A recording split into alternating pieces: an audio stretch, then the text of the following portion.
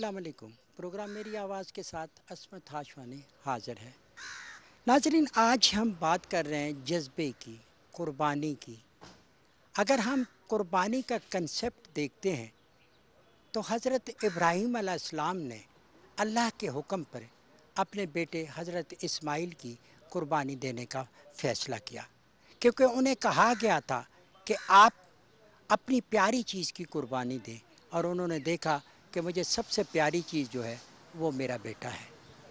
आज फिर हम देखते हैं कि हर साल की तरह ईद उल ज़ुहा का मौका आ रहा है, और उस पे हम देखते हैं कि कुर्बानी के लिए हर शख्स खूबसूरत जानवर की तलाश में होता है। वो कुर्बानी देने के लिए अपने जज्बे को लेके आगे बढ़ता है। लेकिन बदकिस्मती से हम ये भी देखते हैं कि कुर्बानी का वो जज्बा जिसमें था कि आप मसावात की बात करें, बराबरी की बात करें, गरीब, गुरबे और मुफलिस को अपने साथ लेके चलने की बात करें, शायद उसमें कुछ कमी नज़र आ रही है। कुर्बानी का जज्बा क्या है, इसमें हमारे हकूक़ क्या हैं, फ़राइज़ क्या हैं, यही सारी बातें मुख्तलिफ़ आलिम दीन से करेंगे, और वो तासरात, वो मुशाहिदात, वो बयानात आप तक पहुँचाएँगे। आइए नाज़रीन, मेरे साथ चलिए। जी नाज़रीन, मेरे साथ इस वक्त मुमताज़ आलिम दीन मौजूद है। नाम है उनका प्रोफ़ेसर मुफ्ती मोहम्मद खलील अलीमी साहब। अलीमी साहब का मदरसा भी है, और वो मुश्तरका जो कुर्बानी का कंसेप्ट है उसमें भी वो बड़े एक्टिव हैं। उन्हीं से बात करते हैं। मुफ्ती साहब, जो हमारे पास कुर्बानी का कंसेप्ट है, हज़रत इब्राहीम से लेके आज तक सुन्नत इब्राहीमी, हकूक़ व फ़राइज़ क्या हैं हमारे? क़ुरबानी का अगर इस्लामी तालीमात की रोशनी में देखें तो क़ुरबानी जो हम जानवर की करते हैं ईद उल अज़हा के दिनों में, इसका जो लिटरल मीनिंग्स हैं या इसको इस्तिलाही मानों में इसके लिए जो वर्ड यूज़ किया जाता है वो है अदहिया, जो जानवर की क़ुरबानी है। जबकि इस्लाम इस जानवर की क़ुरबानी से बढ़कर क़ुरबानी का एक लार्जर कॉन्सेप्ट देता है जिसको ईसार भी कहा जाता है। तो उसमें समाजी पहलू भी आ जाते हैं, मुआशी क़ुरबानियाँ भी आ जाती हैं, सियासी क़ुरबानियाँ भी आती हैं। उसमें एक लार्जर कॉन्सेप्ट है ईसार और क़ुरबानी का इस्लाम के अंदर। जबकि ईद उल अज़हा में सिर्फ हम अदहिया यानी जानवर की क़ुरबानी का जो कॉन्सेप्ट है उसी को बयान करते हैं। लेकिन मैं ये समझता हूँ कि ये ईद उल अज़हा जो अभी हमारे सामने आने वाली है, अल्हम्दुलिल्लाह अल्लाह के फ़ज़ल उसके एहसान के साथ, जब हम यहाँ पर जानवर की क़ुरबानी करेंगे, ये अल्लाह का हम पर फ़र्ज़ है। उसने हमें ये क़ुरबानी करना जो भी साहिब हैसियत लोग इन पर फ़र्ज़ करार दिया है। तो ज़ाहिर है कि इस फ़र्ज़ को पूरा करने के लिए कुछ हमारे यहाँ इकनॉमिक एंड समाजी इश्यूज़ भी हैं जिनको हमें मद्देनज़र रखना होता है। मिसाल के तौर पर लोगों की आजकल के दौर में, महंगाई के दौर में इतनी माली हैसियत नहीं है कि कोई बंदा अपना ख़ुद जानवर जो है वो ख़रीद कर कुर्बानी करे। ज़्यादातर लोगों का रुझान यही होता है कि वो बड़े जानवर में हिस्सा डालें ताकि वो उनका इकनॉमिक जो बजट होता है उसके अंदर ये सारी चीज़ें हो जाएँ। तो इसलिए हमारा मदरसा भी और दीनी मदारिस दूसरे भी और दीनी तंजीमें, फ़लाही तंजीमें जो हैं वो इज्तिमाई कुर्बानी जो है उसका इनेकाद करती हैं, उसका एहतमाम करती हैं, ताकि तमाम लोग अपने अपनी इकोनॉमिक पोजीशंस के मुताबिक अल्लाह सुब्हान व तआला की इस फ़र्ज़ में जो है वो शिरकत कर सकें और इसका सवाब हासिल कर सकें। लेकिन जहाँ पर हम कुर्बानी करते हैं तो हमारे कुछ इसमें कुछ ज़िम्मेदारियाँ भी हैं। वो ज़िम्मेदारियाँ ये हैं कि यकीनन जहाँ पर अल्लाह सुब्हान व तआला का हम ये फ़र्ज़ पूरा करते हैं, हम गोश्त खाते हैं, मुतमत्ति होते हैं, ये नेमतें अल्लाह ताला हमें इसके ज़रिए अता फ़रमाता है। हमारी कुछ समाजी ज़िम्मेदारियाँ भी हैं कि उनकी आलाइशें हैं, उनके चमड़े हैं, उसका गोश्त है, और प्रॉपर जगह जहाँ पर हमें कुर्बान करना है, क्या ये सारी जहाँ पर हमारा एक सिविक सेंस में रहते हुए हमें इन तमाम चीज़ों को अंजाम देना है, ताकि हमारी इबादत से, हमारी इवेंट से, हमारे मामला से मुआशरा के किसी भी इंसान को, किसी भी तबका को, किसी भी किस्म की कोई प्रॉब्लम पेश ना आए। मुसलमान कुर्बानियाँ देते आए हैं, इस्लाम कुर्बानी का नाम है। तो मुसलमानों को समाजी एतबार से, सियासी एतबार से और इकोनॉमिकली भी हमें कुर्बानियों के लिए तैयार रहना है। हम जिस मुश्किल दौर से गुजर रहे हैं, हमारी कौम और मिल्लत और हमारा मुल्क जिस मुश्किल दौर से गुजर रहा है, यकीनन हमें अपने अपने जज्बात की कुर्बानियाँ देनी है, हमें अपने मफाद की कुर्बानियाँ देनी है। कौम के लिए, इस मुल्क के लिए, इसको बढ़ता हुआ, इसको तरक्की याफ्ता हम अगर देखना चाहते हैं तो इस कुर्बानी के तस्वुर से हमें ये ज़रूर सीखना चाहिए कि हमारी कौम, हमारी तरक्की जो है वो हमारी कुर्बानी मांगती है। हमें जो है वो इसके लिए तैयार रहना चाहिए। नाज़रीन, मेरे साथ उलमा ने बात की, मुफक्किरीन ने बात की, प्रोफेसर लोगों ने बात की। डॉक्टर सलीम सईदी एक बड़ा नाम है इल्म व अदब के हवाले से, और इसके अलावा इस्लामी तालीमात पे बड़ी गहरी रिसर्च है डॉक्टर साहब की। डॉक्टर साहब, हम कुर्बानी की बात कर रहे हैं, सुन्नत इब्राहीमी हर साल होता है। करोड़ों मुसलमान اس سنت کا اعادہ کرتے ہیں۔ حقوق و فرائض کیا ہیں؟ حقوق کیا ہیں؟ فرض کیا ہے؟ جہاں تک قربانی کی بات کی ہے، قربانی اسلامی عبادات میں سے اہم ترین عبادت مالیہ میں سے ہے، جس کی تاریخ کا اگر ہم مطالعہ کریں تو تاریخ انسانیت سے اس کی تاریخ کے تانے بانے جا ملتے ہیں۔ اگرچہ اسلام میں سنت ابراہیمی کی پیروی میں حضور نبی اکرم صلی اللہ علیہ وسلم اور حضور کے آل اصحاب کی سنت ہے، لیکن اگر اس کے ہم تاریخ کے پیچھے جائیں تو اس کا قرآن مجید اس کی تاریخ کا ذکر حضرت آدم علیہ السلام کے دور سے کرتا ہے، جو ان کے 2 بیٹوں نے قربانی کی تھی۔ سورۃ المائدہ میں جن کا ذکر ہے کہ حابیل اور قابیل نے اللہ کے ہاں قربانی کی، اذ قربا قربانا فتقبل من احدہما ولم یتقبل من الآخر۔ تو قرآن مجید دور آدم سے اس کی تاریخ کا ذکر کرتا ہے، اور پھر وہاں سے چلتے چلتے قرآن مجید سورۃ الحج میں فرماتا ہے وَلِكُلِّ أُمَّةٍ جَعَلْنَا مَنْسَكًا، کہ ہر ایک امت پر ہم نے قربانی کو مقرر کر دیا، ہر ایک امت میں یہ عبادت رائج رہی۔ پھر باقاعدہ طور پر حضرت سیدنا ابراہیم علیہ السلام نے جب اللہ کی خوشنودی، عبادت، اللہ کی اطاعت اور اللہ کے حکم پر اپنے بیٹے کی قربانی کی تو اللہ تعالیٰ نے اس عمل کو قبول کیا اور رہتی دنیا تک ارشاد فرما دیا وَتَرَكْنَا عَلَيْهِ فِي الْآخِرِينَ، کہ ہم نے حضرت ابراہیم علیہ السلام کی سنت ادا کو قیامت تک آنے والے لوگوں کے لیے باقی رکھا ہے۔ تو حضرت ابراہیم علیہ السلام کی سنت کی پیروی میں پھر یہ قربانی رائج رہی، اور دور جاہلیت میں اگرچہ عقیدہ توحید مسخ ہو چکا تھا لیکن قربانی رائج رہی۔ مشرکین مکہ عبادت کی نیت سے وہ قربانی کرتے تھے، بے شک بتوں کے نام کی کرتے تھے، لیکن کنسپٹ تھا۔ حضور نبی اکرم صلی اللہ علیہ وسلم جب مبعوث ہوئے تو آقا دو جہاں صلی اللہ علیہ وسلم نے حضرت ابراہیم علیہ السلام کی پیروی میں باقاعدہ اسے اپنی شریعت اسلامیہ کا حصہ بنا دیا، اور حضور صلی اللہ علیہ وسلم مدینہ منورہ میں رہ کر 10 سال کمپلیٹلی حضور نے ہر سال قربانی کی ہے۔ قربانی کا جو لفظ ہے یہ عربی زبان کا لفظ ہے، اور لفظ قربان قرآنک ورڈز ہے۔ قربانی اور قربان کا معنی ہے ہر وہ عمل جو اللہ کے تقرب کے لیے، اس کی خوشنودی کے لیے، اس کی رضا کے لیے جو کام کیے جائے اس کو قربانی کہتے ہیں۔ لیکن باقاعدہ طور پر ان مخصوص دنوں میں مخصوص جانور کے گلے پر قربانی اور عبادت کی نیت سے چھری پھیرنا، خون بہانا قربانی کہلاتا ہے۔ قربانی کے جو مسائل ہیں اور معاملات ہیں، حضور نبی اکرم صلی اللہ علیہ وسلم نے ہمیں ان مسائل کی بھی نشاندہی کی ہے، جس میں آپ صلی اللہ علیہ وسلم نے جانور کے عیوب بھی گنوائے ہیں، کہ جانور جو ہے وہ کانا نہ ہو، وہ اندھا نہ ہو، اس کے کان میں سوراخ نہ ہوں، کان چرے ہوئے نہ ہوں، سینگ ٹوٹے ہوئے نہ ہوں، وہ بیمار نہ ہو، وہ اتنا لاغر نہ ہو کہ قربان گاہ تک جا سکے۔ حضور نبی اکرم صلی اللہ علیہ وسلم نے بے عیب جانور کی قربانی کرنے کا ذکر کیا، اور آپ صلی اللہ علیہ وسلم نے خود قربانیاں فرمائی ہیں۔ تو قربانی کی بھی 2 قسمیں ہیں۔ ایک قربانی ہے حج کی قربانی ہے، وہ الگ ہے۔ ایک قربانی ہے جو حج کے علاوہ قربانی ہے، جسے اضاحی کہتے ہیں، تو جو سنت ابراہیمی کے طور پر پورے عالم اسلام میں کی جاتی ہے۔ پھر قربانی کے یہ 3 دن اس میں مخصوص کر دیے گئے۔ 10 ذی الحجہ کا دن ہے، یہ سنت ہے حضور نبی اکرم صلی اللہ علیہ وسلم کی کہ 10 ذی الحجہ سب سے افضل ہے، لیکن 11 اور 12 کو بھی علماء نے اور فقہاء نے اس کو بھی جائز رکھا۔ ان 3 دنوں سے قربانی ان 3 دنوں میں سے کی جا سکتی ہے، اور قربانی میں جو بندے ان 3 دنوں میں 10، 11 اور 12 کو جو بھی صاحب استطاعت ہے، صاحب مال ہے، اس کے اوپر قربانی واجب ہے۔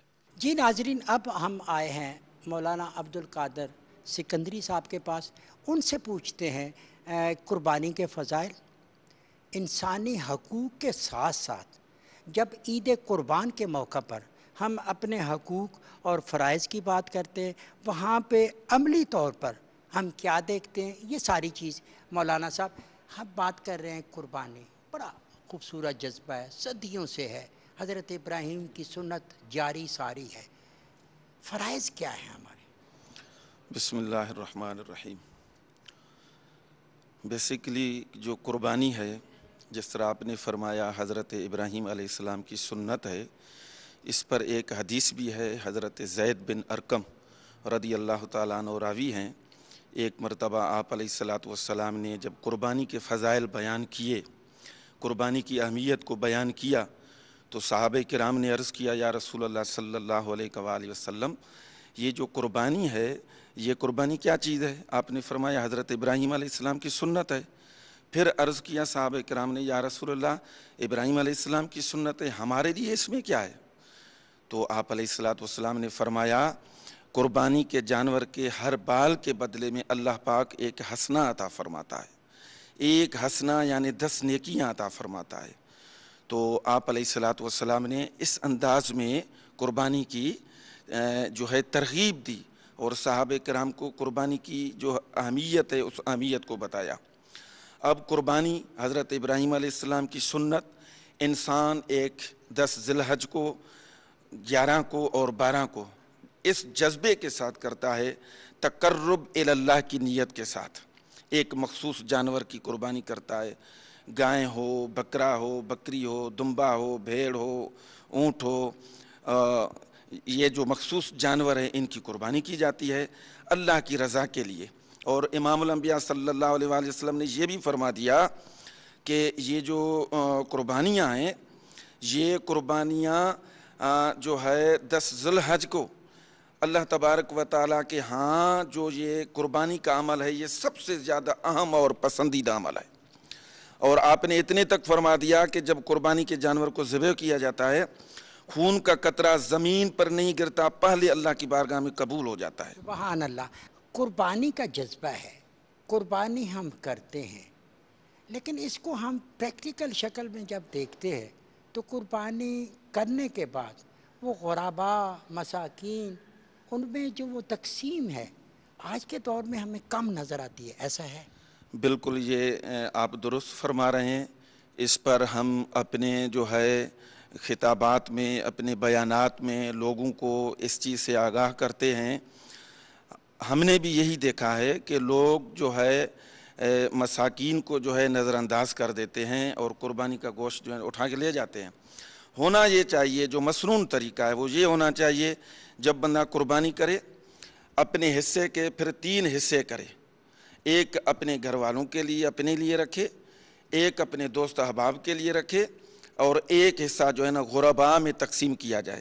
بلکہ میں تو یہاں تک بھی کہتا ہوں کہ دیکھیں، جب ہم قربانی کا گوشت اٹھاتے ہیں تو دوستوں کے گھر میں ہم خود بھیج دیتے ہیں۔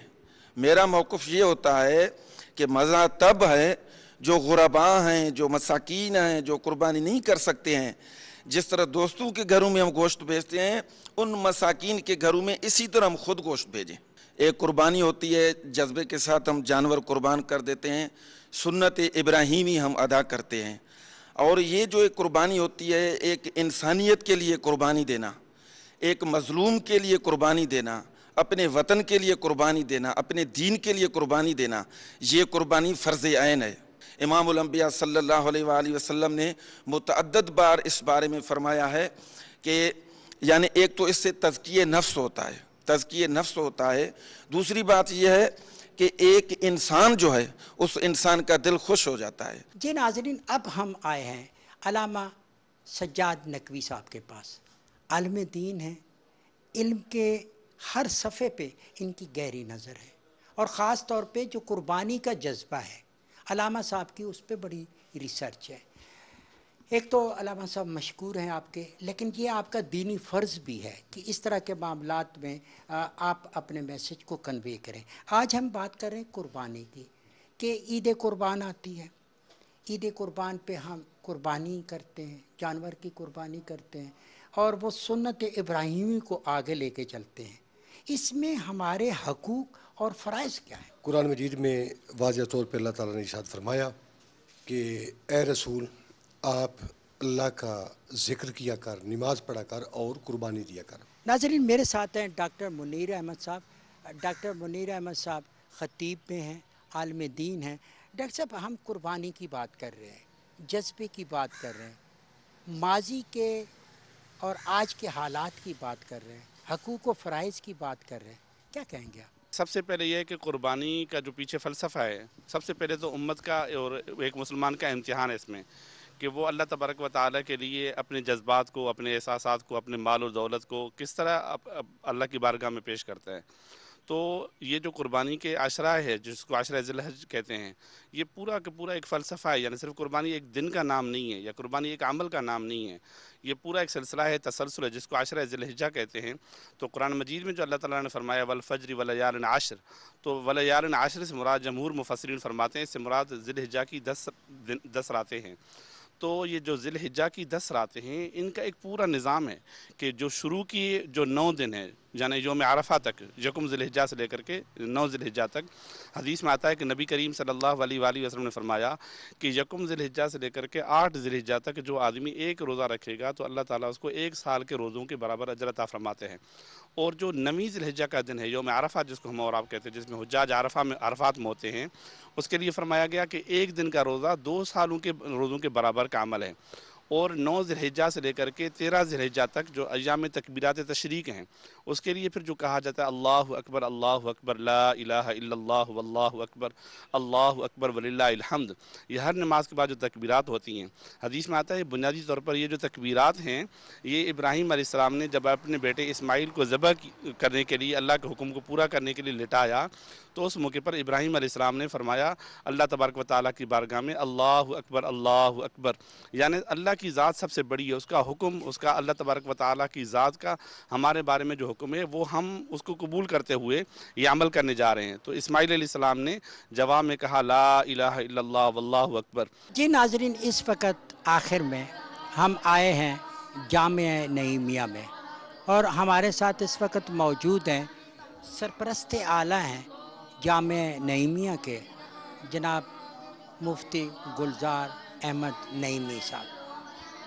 مفتی صاحب، بہت مشکور ہیں آپ کے کہ یہ جو ہم بات کر رہے ہیں قربانی کی، جذبے کی اور سنت ابراہیمی کی، آج کے دور میں ہم اس پہ عمل پیرا ہیں۔ دیکھیں، قربانی جو ہے وہ اسلام کا طرۂ امتیاز ہے۔ اسلام وہ واحد مذہب ہے جو کہ یعنی پبلک کے لیے، عوام کے لیے ہر قسم کی قربانی کو جو ہے وہ بہت زیادہ ترجیح دیتا ہے۔ ایک سخاوت کا مذہب ہے، ایک جو ہے وہ قربانی کا مذہب ہے کہ وہاں پہ آپ کو پیسے کی قربانی، وقت کی قربانی، جان کی قربانی جو ہے وہ آپ کو نظر آتی ہے۔ یہ جو قربانی ہم عید الاضحیٰ کے موقع پر کرتے ہیں، یہ بھی اسی ایثار کا اور اسی سخاوت کا حصہ ہے کہ جو مسلمان جو ہے وہ کرتے ہیں۔ تو میں یہ سمجھتا ہوں کہ یہ جو قرآنی حکم ہے قربانی کا، اس کو جو ہے وہ ہمیں اس کے تقاضوں کے مطابق جو ہے وہ ادا کرنا چاہیے، اور اس میں جو عوام الناس ہے، جو پبلک ہے، جو ضرورت مند ہیں، ان کے اس حوالے سے جو ہے وہ ہمیں بہت زیادہ خیال رکھنا چاہیے، اور ان کی ضرورتوں کے حوالے سے دیکھیں، ہم وہ لوگ جو قربانی کرنے والے ہیں، اللہ سبحانہ و تعالیٰ نے ان کو تو بہت ہی عطا کیا ہوا ہے، وہ سارا سال گوشت کھاتے ہیں، لیکن یہ موقع ایسا ہوتا ہے کہ یہ اس موقع پر جو ہے وہ غرباء و مساکین کا بہت زیادہ خیال رکھنا چاہیے ہمیں۔ لیکن ہم معاشرے میں دیکھتے ہیں کہ ایسا ہوتا نہیں ہے۔ ایک اچھا خوبصورت جانور بھی ہم لاتے ہیں، اس کی قربانی بھی کرتے ہیں، پھر اس کو اپنے تک محدود کر دیتے ہیں۔ تو اگر آپ قربانی کرنے کے بعد مساکین کو، اپنے رشتہ داروں کو ان کا حصہ نہیں دیتے، تو اس کو اسلام میں کس نظر سے دیکھا جائے؟ یہ بالکل بہت ہی معیوب ہے۔ میں یہ سمجھتا ہوں کہ ہمارے علماء کرام کو اور مفتیان اعظام کو، اہل مدرسہ، اہل مسجد، اہل خانقاہ اور اہل امام بارگاہ کو اپنی عوام کو ایجوکیٹ کرنا چاہیے کہ قربانی کا مقصد کیا ہے. کہ ہمیں دیکھیں نا، سنت طریقہ یہ ہے اور بہت ہی خوبصورت طریقہ یہ ہے کہ آپ ایک حصہ اپنے لیے رکھیں، ایک حصہ عزیز و اقارب کے لیے رکھیں، اور ایک حصہ جو ہے وہ غرباء و مساکین کے لیے رکھیں. تو اس طریقے سے جو ہے وہ ہمیں ڈسٹریبیوٹ کرنا چاہیے گوشت، قربانیوں کا گوشت. یہ جو قربانی کا جذبہ ہے، سنت ابراہیمی، جانور کی تو ہم کرتے ہیں، لیکن بیسیکلی تو یہ ایک جذبے کا نام ہے کہ ایثار کا نام ہے. جس طرح آپ وطن کے لیے جان دیں، انسانیت کی فلاح و بہبود کے لیے آپ جان دیں، آپ اپنی قربانی دیں، مال کی اور اس کے علاوہ جان کی، تو یہ بھی افضل ترین مقام ہے. دیکھیں، میں آپ کو عرض کرتا ہوں کہ یہ جو ہے یہ ایک پریکٹس ہے. یعنی یہ جو قربانی ہم کرتے ہیں، یہ مال کی جو قربانی ہم کرتے ہیں، دیکھیں مال سے محبت ہوتی ہے اور اس محبت کی کو ہم جو ہے وہ یعنی اللہ کی طرف لے کے جاتے ہیں. تو یہ ایک پریکٹس ہے اور اس پریکٹس میں ہم یہ ثابت کرنے کی کوشش کرتے ہیں کہ یہ مال کی قربانی ہے. اگر وطن عزیز کے لیے، دین اسلام کے لیے اگر ہمیں جان کی قربانی جو ہے وہ پیش کرنی پڑے گی تو ہم جو ہے وہ کریں گے. ناظرین، آج ہم نے علماء کرام سے بات کی. بیسیکلی ہمارا مقصد تھا اس پروگرام کا کہ اس جذبے کو ابھاریں جو انسانیت کی فلاح اور بقا کا جذبہ ہے، جو سنت ابراہیمی پہ ہمیں ثابت قدمی سے آگے چلنے کا راستہ بتاتا ہے. حضرت ابراہیم علیہ السلام سے جب کہا گیا کہ اپنی پیاری چیز کی قربانی دیں تو انہوں نے اپنے بیٹے حضرت اسماعیل کی قربانی دی. کیا آج اس جذبے کی قدر ہم کرتے ہیں؟ ہم دکھاوا تو نہیں کر رہے. ہم جو اصول ہیں بنیادی اسلام کے، اس کے مطابق عمل کر رہے ہیں یا نہیں کر رہے. یہ چیزیں ہمیں ایک درس دیتی ہیں. ہمارے لیے لمحہ فکریہ ہے کہ بہت ساری چیزوں پہ عمل نہیں ہو رہا. اگر آپ نے پہلے نہیں کیا تو اس موقع پہ، اس قربانی کے موقع پہ آپ یہ عہد کریں کہ آپ حقوق اللہ بھی کریں گے، حقوق العباد بھی کریں گے، تاکہ اسلام کا جو بنیادی فلسفہ ہے کہ کوئی غریب امیر پہ یا کوئی امیر غریب پہ فوقیت نہیں رکھتا، کوئی عربی عجمی پہ، کوئی کالا گورے پہ. یہ ساری چیزیں ہمیں تقاضا کرتی ہیں کہ اسلام ایک مساوات کا دین ہے، برابری کا دین ہے، نیکی اور اچھائی کا دین ہے. آئیے ناظرین، آپ بھی اس پہ عمل کریں. اسی خواہش کے ساتھ عصمت ہاشوانی کو دیجیے اجازت. بہت جلد آپ سے دوبارہ ملاقات ہوگی. اللہ نگہبان.